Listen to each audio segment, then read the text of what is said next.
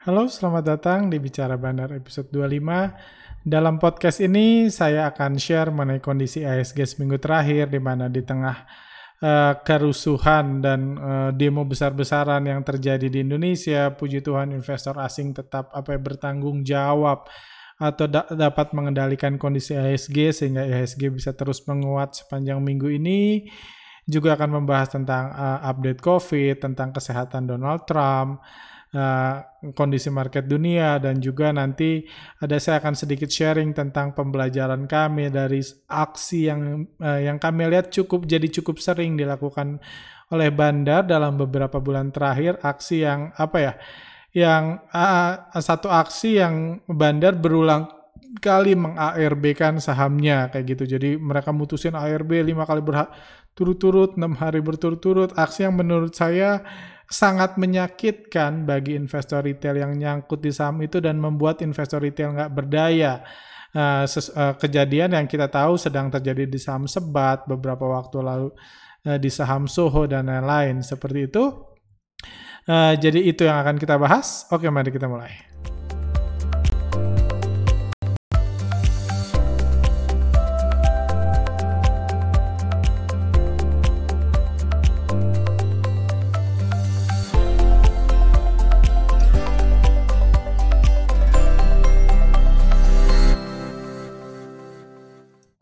Oke, langsung saja. Ini kita lihat, ini pergerakan IHSG minggu ini. Kita lihat terlepas dari kerusuhan, pembakaran, aksi demo besar-besaran karena Omnibus Law. Puji Tuhan investor asing masih terus menaikkan IHSG sepanjang minggu ini. Aksi menaikkan IHSG itu kalau kita lihat, kalau kita amati sepanjang minggu ini, kita sadar banyak aksi menaikkan IHSG dilakukan di akhir-akhir masa perdagangan. Kita lihat ini hari Senin, menjelang penutupan dikerek naik. Hari Rabu, menjelang penutupan dikerek naik. Hari Kamis, menjelang penutupan dikerek naik. Begitu juga hari Jumat, menjelang penutupan dikerek naik. Jadi action ini memang kita lihat menarik. Jadi kalau kita lihat dari sisi foreign flow-nya, banyak kejadian di mana hari Senin misalnya IHSG misalnya di akhir sesi 1 itu asing udah berhasil jualan sebanyak 120M ke investor lokal. Tapi menjelang penutupan, kita tahu minggu ini ada banyak kerusuhan, kondisi semakin memanas, investor lokal merasa bertanggung jawab untuk menenangkan market dan mereka memilih untuk melakukan pembelian di tengah kondisi yang semakin panas, ada perusakan, demo dan lain-lain. Jadi menjelang penutupan dikerek naik. Mereka beli beberapa puluh M untuk membuat IHSG naik seperti itu. Aksi ini memang menarik dan kita tahu ini hanya mengkonfirmasi action apa yang selama ini sedang dilakukan oleh investor asing. Kita tahu investor asing sejauh ini sedang fokus untuk panen bisa dibilang. Mereka sedang fokus untuk menuai sebanyak mungkin dana-dana investor lokal yang ada di bursa kita. Jadi mereka kasih saham-saham blue chip-nya, BCA, Telkom, BRI, mereka bagi-bagi ke lokal, dan uang lokal mereka bawa pulang. Kayak gitu. Action ini ya mereka sedang panen lah. Di podcast sebelumnya podcast 2 minggu yang lalu kami membahas tentang peningkatan jumlah investor yang mencetak rekornya di bulan September lalu. Ya uang investor itulah yang sedang coba dipanen investor lokal. Dan tentunya di tengah kondisi panen itu, kondisi laris manis yang dialami investor asing itu, kita tahu ada kejadian buruk sepanjang minggu ini. Di mana action Omnibus Law sendiri tentunya nggak ada pengaruh apa-apa terhadap IHSG karena nggak ada peraturan yang misalnya mengharuskan saham BCA turun 20% sejak disahkannya Omnibus Law. Nggak ada peraturan yang mengatur pergerakan IHSG atau mengatur pergerakan saham-saham blue chip. Itu peraturan yang basically banyaknya ke dunia usaha yang akan mempengaruhi ekonomi. IHSG sendiri pergerakan harga sepenuhnya diserahkan ke market maker yang adalah investor asing kalau kita lagi berbicara IHSG. Seperti itu. Jadi diserahkan. Jadi terlepas dari keputusan Omnibus Law, kita tahu Omnibus Law itu memicu aksi demo besar-besaran, kekacauan besar-besaran, pembakaran, kekerasan, dan lain-lain. Itu yang kita alami sepanjang minggu ini. Dan sebagai tukang jualan, sebagai penjual, tentunya kondisi yang nggak kondusif itu akan buruk buat mereka. Kurang lebih itu otomatis membuat investor lokal khawatir, membuat investor lokal takut jangan-jangan IHSG jatuh nih karena rusuh. Jangan-jangan asing keluar nih karena rusuh. Dan investor lokal takut melakukan pembelian sepanjang minggu ini. Ketakutan itulah yang sebagai penjual yang baik adalah kewajiban seorang penjual, investor asing untuk menenangkan. Mungkin analoginya Anda penjual TV, tiba-tiba calon konsumen Anda khawatir TV-nya cepat rusak.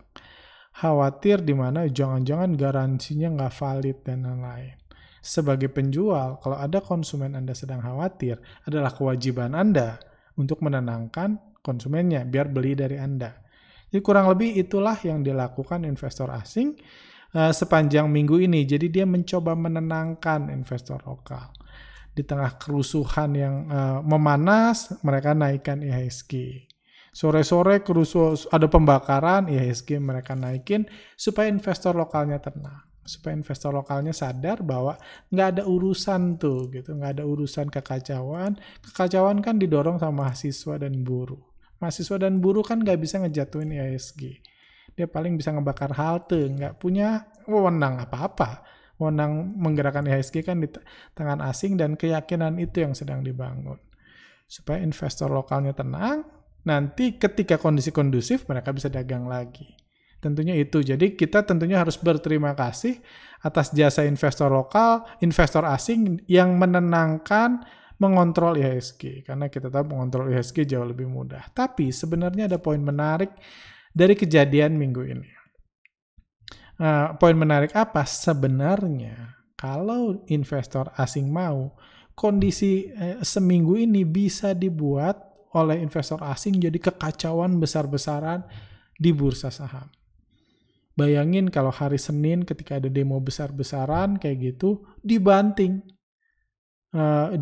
IHSG-nya sampai ARB, Senin dibanting, Selasa dibanting, Rabu dibanting ketika ada demo besar-besaran. Dibuat ARB kayak 2 hari sebelum PSBB kemarin kan, di tengah ada satu momentum berita disamakan dengan aksi menghancurkan IHSG, akan ada kepanikan besar-besaran investor lokal dan mungkin akan ada banyak investor lokal yang memutuskan untuk cut loss di tengah kepanikan. Karena kita tahu kondisi IHSG udah nggak sehat beberapa minggu terakhir, ditambah ada kerusuhan dan investor asing yang ngebanting IHSG besar-besaran, akan ada gelombang cut loss yang besar. Jadi kalau asing mau menciptakan itu, sebenarnya ini opportunity yang baik. Kayak gitu, karena kita lihat ada kerusuhan cukup parah kan. Ini berita-berita hari Kamis, misalnya pendemo lempar batu, bakar petasan seputaran istana, ini SDMD obrak-obrak, jadi kondisinya kacau. Itu sebenarnya bisa dijadikan trigger buat menghancurkan IHSG, membuat lokalnya panik, dan memicu gelombang cut loss dari investor lokal. Tapi gelombang cut loss itu tentunya hanya akan dibutuhkan kalau asingnya pengen belanja kan. Dibanting orang cut loss mereka beli. Cuman masalahnya asingnya nggak pengen belanja. Itu tandanya mengapa asing repot-repot menjaga IHSG di tengah kondisi lokal yang nggak kondusif. Karena asingnya nggak pengen belanja. Asingnya pengen jualan. Jadi mereka nggak punya pilihan selain menenangkan perasaan investor lokal. Mereka nggak punya pilihan. Dan investor lokal pun supaya tenang, supaya mereka bisa jualan lagi. Jadi so far kejadian ini menggambarkan kepada kita kurang lebih apa yang sedang dipikirkan asing dalam beberapa waktu terakhir, dan kita juga jadi bisa membayangkan mungkin dalam 1-2 minggu ke depan, 3 minggu ke depan, asing masih fokus meningkatkan omsetnya aja. Sesuatu yang sudah kami bahas di podcast di awal bulan ini. Bahwa fokus asing sekarang lagi panen, lagi menuai sebanyak mungkin uang-uang lokal, dan apapun akan dia lakukan untuk bisa panen lebih baik lagi setiap harinya. Ya, sebagai investor retail tentunya aksi-aksi panen, aksi-aksi markup untuk menenangkan investor lokal ini tentunya bisa kita manfaatkan. Kita manfaatkan karena kalau kita lihat dari sisi IHSG, kita lihat IHSG-nya itu tampak Net sell asing dalam periode ini terlihat jauh lebih kecil dari net sell asing sebelumnya. Kita lihat asingnya jualan, kelihatan asingnya jualan sangat besar di sini. Dalam beberapa minggu terakhir, kalau Anda follow Telegram kami, itu kami sering membahas di mana lokalnya sudah mulai lesu. Memasuki bulan Oktober ini lokalnya udah mulai lesu, jadi investor asing memutuskan untuk menenangkan, membuat aksi promosi supaya lokalnya tenang lagi, terpicu lagi buat melakukan pembelian. Seperti itu. Tentunya bagi Anda yang mengikuti foreign flow atau itu bisa memanfaatkan, karena kita lihat untuk menaikkan IHSG kan harus ada saham-saham yang dinaikkan. Kita bisa lihat misalnya BBCA, kita lihat ada inflow yang dilakukan asing, dan kita lihat di sini udah jelas ada penurunan omset yang luar biasa di investor asing, artinya barang mereka udah nggak laku lagi. Kalau barang mereka nggak laku itu opportunity. Saya salah satunya sempat masuk sedikit di BBCA dan kita lihat asingnya mulai masuk beberapa hari terakhir, dan ya otomatis harga BCA pun naik kan. Karena kalau asing beli tentunya harga naik, kalau lokal beli biasanya harganya turun. Kayak gitu. Jadi tentunya wajar ini kenaikan ini, tapi kalau dilihat jumlah inflow yang terjadi 4 hari terakhir ini, saya sih belum optimis kalau asing bakal terus belanja dan terus melakukan pembelian besar-besaran di BCA. Saya masih lihat aksi ini hanya buat memuluskan aja untuk mendamaikan suasana, menenangkan publik, IHSG dinaikkan dengan cara menaikkan BBCA salah satunya. Ada inflow ini, kemungkinan kalau minggu depan kita lihat asing mulai panen lagi di BBCA, ya kita keluar lagi.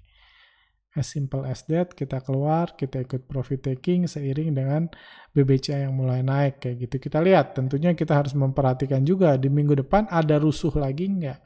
Ada demo lagi nggak? Kalau kekhawatiran publik masih terus besar, berarti sebagai tukang jualan, mereka punya kewajiban untuk menstabilkan IHSG, jadi bisa ada opportunity yang masuk. Tapi kalau lokalnya sudah mulai tenang, tentunya mereka udah bisa jualan lagi. Apalagi mereka lihat bit mulai tebal, lokal mulai pengen belanja, mereka bisa profit taking lagi. Itu BBCA. Kalau kita lihat di Telkom misalnya. Kita lihat di Telkom, asingnya masih terus jualan. Oh ya, ini sharing aja. Saya udah sempat keluar hari Jumat lalu, sebagian saya keluar di Telkom, puji Tuhan masih bisa untung meskipun setelah asingnya naikin, dibahas minggu lalu, asingnya terus profit taking. Kayak gitu. Mudah-mudahan masih bisa naik lagi sebentar, ya kita lihat lah. Cuman di sini pun kita nggak ngelihat ada aksi inflow asing yang besar. Di BBRI juga nggak terlihat. Di BMRI pun belum ada kelihatan. Oh, BMRI ada agak lumayan sih kita lihat. Ketika asing mulai beli, ketika lokalnya jualan, harga BMRI mulai bergerak naik. Ini pun tentunya bisa dijadikan momentum buat kita belanja saham BMRI yang saya pribadi nggak punya kalau BMRI. Seperti itu. Prediksi saya untuk IHSG minggu ini dengan catatan nggak ada demo lagi, nggak ada itu lagi, menurut saya minggu ini kemungkinan omset asing akan bisa meningkat lagi, mereka mulai jualan lagi, dan IHSG kemungkinan kalau asing jualan lagi, saya rasa IHSG akan agak tertekan, nggak akan naik semulus beberapa hari terakhir ini, seperti itu.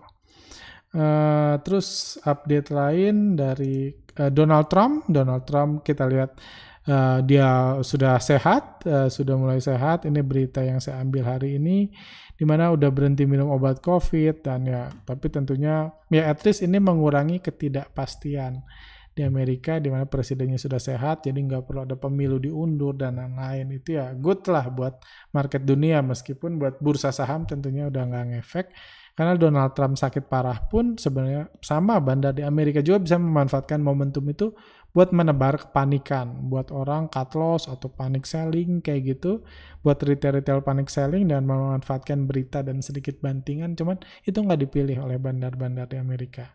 Karena mungkin fokus bandar dunia sekarang memang lagi panen. Lagi ngambil uang sebanyak mungkin di harga sebaik mungkin. Seperti itu. Hal lain yang mau saya bahas di sini adalah yang tadi sudah saya mention tentang kejatuhan saham-saham seperti Sebat ini. Jadi kalau kami perhatikan, ini kejadian di Sebat, kejadian di Soho, di Kebak juga beberapa kali ada banyak saham yang Candlenya kayak gini, ARB terus berhari-hari. Ini merupakan fenomena baru di mana sekarang bandar, ada kebiasaan bandar memutuskan, kan biasanya pagi-pagi itu kita punya saham, kita punya harapan mudah-mudahan harga sahamnya segera dinaikkan bandar. Mudah-mudahan hari ini terbang. Tapi tentunya harapan itu akan sangat terpukul kalau pagi-pagi bandarnya langsung mutusin kita ARB-in aja gitu. Mending kalau sekali kan. Ini bukan sekali, tapi kalau disebat ini sampai 10 kali berturut-turut. Menurut saya strategi ini sangat berbahaya dan Anda kalau sempat ngalamin ini tentunya sangat menyakitkan, sangat membuat Anda frustasi di mana Anda nggak bisa ngapa-ngapain, jualan pun nggak bisa, dibanting gitu aja. Dan aksi ini mungkin adalah bentuk adaptasi dari action bandar-bandar gorengan yang berbeda dari beberapa tahun lalu. Sebelum masa COVID, kita bagian yang nggak tahu, sebelum masa COVID, auto reject bawah di saham seharga 300-an ini 35%. Auto reject bawah 35%. Jadi bagi bandar itu ada range yang besar antara harga kan bisa dari 0 ke plus 35 ke minus 35, itu ada range yang sangat besar. Dan itu memudahkan bandar untuk menjalankan actionnya. Itu sebabnya beberapa bulan lalu kami dapat info bahwa ada sejumlah bandar sedang berusaha untuk membalikan lagi aturan auto reject bawah yang 7% jadi 35. Kenapa dulu menguntungkan bagi bandar? Karena misalnya kayak gini, misalnya ada satu saham harganya di 200, terus dikerek sama bandar ke 220, dikerek bandar sampai 220, terus ketika di 20 dikomporin ini dalam satu hari ya, dikomporin, dibilang saham ini mau ke 300, dibilang fundamentalnya bagus, di forum-forum saham dipom-pom, cepetan beli, ketika retail beli, wajar harganya dibanting. Harganya dibanting, dihancurin dari 220, anggaplah sampai 200, sampai auto reject bawah di 170 misalnya. Atau di 180 anggap. Jadi ada range dari 220 sampai 180, ARB di 170 misalnya. Di ARB di 170 misalnya kayak gitu. Di 170 tutup, market tutup. Anggaplah pada hari itu, anggap hari Senin yang tadi, di hari Senin rata-rata pembelian retail nyangkutnya di average 210. Harga 170. Harga 170 average di 210. Artinya apa? Besoknya untuk bandar mengundang lagi korban baru, mengundang lagi retail baru, harganya harus dinaikin dulu. Karena retail nggak mau harga saham yang langsung turun kan. Jadi harganya harus dinaikkan dulu. Dan range dari 170 ke 210 itu range di mana bandar bisa ngerek harga tanpa membiarkan retail yang udah nyangkut kemarin bisa keluar dalam posisi untung. Kayak gitu kan. Jadi kalau dia naikin ke atas 210, untung dong mayoritas retail kemarin. Jadi dia bisa ngerek nih dari 170, 180, 190, mungkin 195. Ketika harga saham naik dari 170 ke 195, retail nyerbu lagi. Wah, ini bakal bangkit nih. Kemarin dibilang fundamentalnya bagus. Sekarang murah, pada beli lah sampai 195. Retail beli, dihajar lagi. Anggap sampai auto reject bawah. Besoknya bisa digituin lagi, siangnya bisa digituin lagi. Jadi kita lihat di situ range harga yang besar itu membuat aksi bandar menjadi bisa lebih bervariatif. Yes, memang di satu sisi nguntungin bandar, tapi di sisi lain itu juga bisa nguntungin retail. Kenapa? Karena investor retail juga range pergerakan yang tinggi bisa membuat mereka bisa cut loss, bisa average down, bisa ada harapan pergerakan harga yang membuat mereka bisa memilih action mereka. Apalagi kita tahu mayoritas investor retail sampai saat ini masih pakai analisa teknikal dan dia narik-narik garis kan. Narik-narik garis, kalau dia misalnya dia narik garis di support di sini gitu, di 230. Mereka narik garis support, di support 230 ini, itu kan artinya 2 kan. Kalau mantul puji Tuhan, kayak gitu. Kalau jebol berarti waktunya cut loss. Kalau zaman dulu, kalau jebol 230, retail bisa cut loss. Sekarang nggak bisa. Sekarang dijebolinya pakai ARB, udah setengah mati narik garis juga, bandarnya mutusin aja. ARB ya, 10 hari berturut-turut hancur harganya.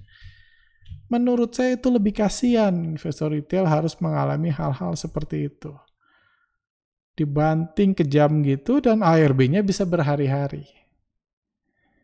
Kayak gitu. Dan bukan cuman itu, misalnya kalau kita ngomong kayak gini, misalnya retailnya ini average kayak tadi, misalnya mereka jualan di sini, average retail di 260, misalnya rata-rata retail nyangkut di 260. Bandar bisa setiap hari ARB-in, kan tinggal banting gitu kan. Kan retail nggak bisa gerakin harga gitu kan. Nggak bisa gerakin harga, modalnya kan paling gini paling 10 juta, 100 juta, paling gede kayak gitu. Retail nggak bisa naikin, dibanting aja terus di ARB-in. Dan semakin sering ARB, retail biasanya semakin panik dan ngantri jual di harga ARB.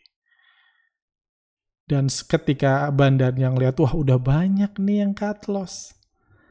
Kemarin-kemarin gue jual 200.000 lot misalnya di harga 270. Sekarang di 134 udah ada 100.000 lot ngantri cut loss. Ya tinggal dia makan. Tinggal dia makan dan retail ya cuma bisa pasrah kan. Kalau nggak dijual nggak bisa cut loss, takut di ke-50-in. Kalau dijual terbang. Jadi menurut saya ini sangat membatasi keahlian investor retail. Kasihan investor retail, jadi saya jadi pihak yang mendukung semoga peraturan ini segera dicabut. Semoga peraturan ini segera dicabut supaya supaya retail bisa lebih bebas lagi action, karena kejam banget menurut saya. Kita nggak bisa nyalain bandar juga gitu karena dia buat kayak gini, cuman kasihan investor retail. Dan tren gini mulai banyak deh saham-saham yang dimana tiba-tiba nggak ada angin, nggak ada hujan, Anda masih asik-asik narik-narik garis, ngasih nama candlestick, tiba-tiba dihancurin.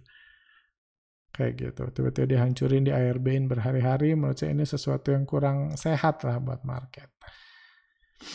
Jadi seperti itu. Oh ya, satu lagi, ini juga ini saya mau say thank you. Ini saya mau update beberapa waktu yang lalu di podcast. Beberapa waktu yang lalu saya memberitakan hasil seminar belajar saham dari nol lagi bulan Juli. Itu uangnya kami tambahin dan kami buat untuk membangun, ini kami serahkan ke JPCC Foundation untuk membangun sumur di Kupang. Dan kebetulan pertengahan minggu lalu kami dapat foto-foto sumurnya sudah jadi, dan ini di Desa Olpuah di Kupang Tengah. Itu penduduk-penduduknya sedang ini foto-foto mereka menikmati adanya sarana air bersih untuk pertama kali dalam hidup mereka. Kayak gitu, sarana air bersih di mana mereka bisa menikmatinya. Dan ini tentunya ini hasil kerja kita lah, kita semua di sini. JPCC Foundation tentunya yang paling berjasa dalam membangun, dalam mengelola uangnya dan membangun bersama warga. Tapi tentunya ya Anda semua juga yang ikut dalam seminar tersebut, tentunya ini kebahagiaan kita bersama, di mana kita bisa melihat uang yang didapat itu bisa merubah kehidupan banyak orang, saudara-saudara Kupang yang tinggal di Kupang sana.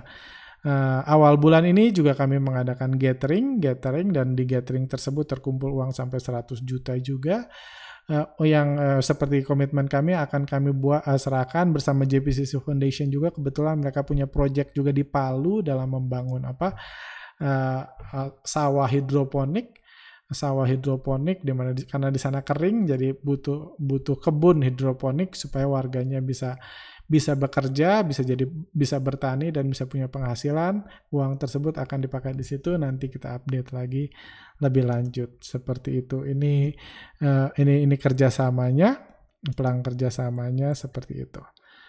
Oke, mungkin itu aja untuk minggu ini. Sebentar.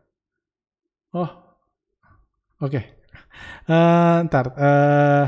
Satu lagi saya lupa. Saya mau sedikit klarifikasi lah, karena kebetulan hari Jumat lalu hari Jumat kemarin sempat terjadi ya kondisi cukup panas karena salah satu post Instagram yang kebetulan saya yang nulis, saya buat post. Jadi postnya membahas tentang saham sebat yang turun terus. Jadi karena banyak di YouTube kami request pembahasan saham sebat, banyak yang DM ke kami. Jadi kami coba buat konten edukasi saham sebat. Dan sambil mikir-mikir konten edukasi apa yang didapat, kebetulan beberapa hari yang lalu, saya lihat di sosmed ada beberapa orang yang share satu screen cap portfolio saham sebat, di mana seorang investor nyangkut pada saat itu aja ketika harga sahamnya masih di 200-an, nyangkut 1M lebih. Itu sempat viral, banyak orang melihat screen cap itu, dan saya ngeliat, wah ini kesempatan. Jadi saya ambil screen cap-nya, saya masukin ke post. Dan saya menjelaskan, saya coba mengedukasi rekan-rekan tentang bahayanya oversize. Itu materi yang saya ajarkan di workshop Bandarmologi tentang bahayanya oversize. Kalau kita beli terlalu banyak sebagai copet, kita bisa dihajar habis-habisan sama bandar, kurang lebih ya seperti saham sebat ini gitu. Kalau kita beli terlalu banyak kayak gitu. Di post itu saya nggak tahu itu sejak awal saya nggak tahu itu sahamnya siapa, portfolio siapa, bahkan benar atau enggak portfolionya pun saya nggak yakin kayak gitu ya, karena gampang lah buat screen cap. Benar atau enggaknya pun saya nggak yakin, bahkan itu saya tulis di postnya. Tapi karena tujuan saya mengedukasi, masuklah itu. Karena kan poinnya adalah mengajarkan hati-hati bahaya oversize. Kayak gitu. So far baik-baik aja, saya sampai siang masih ada di sini, tapi menjelang sore sepertinya ada satu follower Instagram kami yang nge-mention, kebetulan dia tahu itu portfolio siapa, di-mention lah orangnya, di-mention orangnya, jadi orangnya sadar portfolionya di-expose sama kami. Kami sendiri nggak tahu orangnya siapa, karena kami dapat dari Facebook, yang nge-share-nya pun bukan orang tersebut. Tapi tentunya orang tersebut kita bisa ngebayangin lah orang tersebut. Saya juga paham pasti sedang disakiti banget, sedang perih banget perasaannya ngelihat saham sebat yang dibanting abis-abisan sama bandarnya kayak gini. Jadi marahlah beliau, dan saya pribadi waktu itu lagi udah dalam kondisi sibuk, sore-sore sampai malamnya saya sibuk Jumat kemarin, jadi saya nggak terlalu ngikutin. Cuman saya dapat info dari admin bahwa sempat panas kondisi di mana balas-balas si beliau yang nyangkut marahin kami, marahin orang-orang lain di kolom komentar gitu, komentarnya sampai 200 lebih dalam waktu sejam. Kayak gitu heboh lah sana sini pembahasannya. Jadi ketika admin melihat, karena kasihan juga kan bapak tersebut yang dalam kondisi nyangkut itu udah nyangkut aja udah stres kan, apalagi banyak dikritik di sana sini. Jadi akhirnya admin ngelihat ini udah nggak kondusif, obrolannya udah nggak edukatif lagi, malah cenderung saling menyerang. Saya pribadi saya kurang tahu apa-apa, saya baru dikasih tahu pas sorenya dibilang udah di take down sama admin. Udah di take down ya demi kelancarannya. Cuman saya mau mengklarifikasi di sini bahwa saya nggak tahu apa-apa di awal, sampai detik ini pun saya nggak tahu itu portfolio beneran atau salah, dan saya hanya tahu itu portfolio si bapak yang itu karena beliau mengakui itu portfolio dia dan marah-marah kenapa kami bahas portfolionya. Jadi saya mau say sorry untuk beliau, nggak ada maksud menjelekkan siapapun, dan di post itu pun sebenarnya nggak ada nama siapa-siapa. Tujuan kami hanya mengedukasi tentang bahayanya oversize. Hati-hati jadi copet di saham-saham. Kalau kita masuk kebanyakan bakal dibanting. Tujuannya sebenarnya cuma itu. Kayak gitu. Cuma saya paham banget tentunya bapak beliau yang nyangkut akan ya semakin stres lah ya. Kalau udah nyangkut banyak terus ARB dan diomong-omongin semakin saya paham. Jadi saya say sorry. Saya minta maaf ke beliau. Walaupun tanpa ada kesengajaan sama sekali, saya minta maaf. Nggak ada maksud sama sekali untuk menjelekkan, dan saya sangat-sangat berharap mudah-mudahan bandarnya berbaik hati dan segera menaikkan saham ini supaya bapak tersebut bisa cuan lagi di saham sebat. Kasihan nyangkut udah dalam banget harusnya kalau kalau screen cap tersebut itu ya, kalau dari info screen cap tersebut kayak gitu. Itu aja sih kalau dari saya. Oke, saya rasa itu aja podcast buat minggu ini. Silahkan kalau Anda punya pertanyaan, punya kolom komentar, bisa tulis di kolom komentar di bawah. Silahkan like kalau Anda suka, dislike kalau nggak suka, subscribe kalau mau nonton video-video lainnya. Oke, see you next time. Sampai jumpa lagi.